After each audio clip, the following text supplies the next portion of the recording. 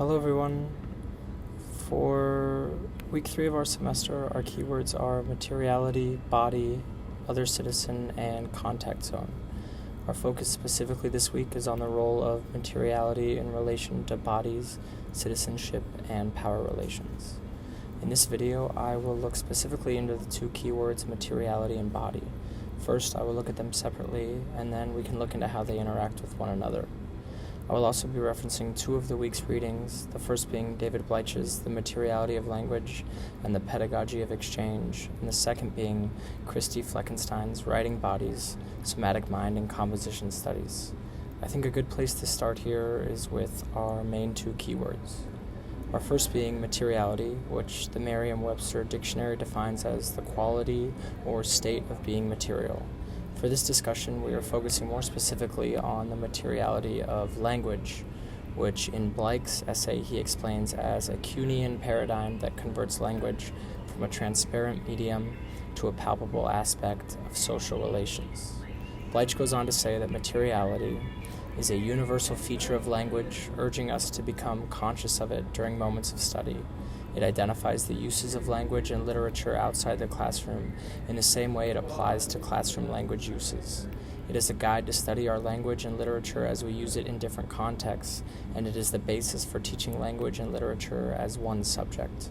It is a way of recognizing common interests in the use of language in school and of developing critiques of schools, classrooms, teachers, and administrators without moral and ideological gestures. Some of these ideas by Bleich are a bit abstract, although the emphasis in his exploration of materiality is that language does not necessarily need to be transcendent or an abstract entity, but rather is deeply connected to the material and physical aspects of communication. Materiality refers to the physicality of language, including the sensory experiences of reading and writing, the visual and tactile elements of text, the emotional responses evoked by language, and the ways in which language is grounded in the physical world. Materiality encompasses physical acts of writing, the visual appearance of text on a page or screen, and the way language is embodied in sound when spoken or written. An example here can be something as simple as a book. Do we see it as a conduit for knowledge, or do we acknowledge its materiality and the fact that it's a product of the same physical world we live in? Our next keyword is body. Merriam-Webster defines it as the main part of a plant or animal, especially as distinguished from limbs and head.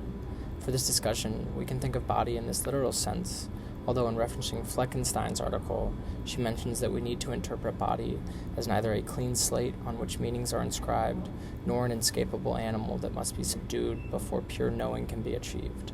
Fleckenstein hardly presents the body in any direct definition, although her ideas present the body as an essential but often overlooked aspect of linguistics. She consistently points to acknowledging the body in contrast to more philosophical frameworks that would tend to prioritize textuality. Pulling from the historian Donna Haraway, Fleckenstein's paper frames bodies as a commonplace and a powerful discursive construction affected in the interactions among material semiotic actors, humans and not. Fleckenstein says a body is not an object, nor is it merely a sign, it is an object sign. Again, Fleckenstein uses rather abstract ideas, but for an example, we could maybe imagine a dance performance such as a ballet, where a dancer becomes one with the movements, music, and emotions they express. In this performance, the dancer's body creates a unique and tangible space. This is Fleckenstein's idea of body tied to, I suppose, writing.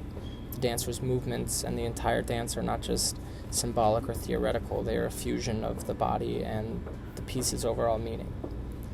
This intertwining of body and mind is much of Fleckenstein's article's overall argument. She argues that writing is more than just a cognitive activity, rather it is intricately connected with the body's sensory experiences, emotions, and physical feelings. Much of Fleckenstein's article leans on the concept of the somatic mind, which highlights the interconnectedness of the mind and body during the writing process. The viewpoint contradicts established beliefs that traditionally divide the intellectual and the physical. Fleckenstein believes that our bodily experiences, such as sensations, emotions, and physical moods, have an impact on how we write and communicate.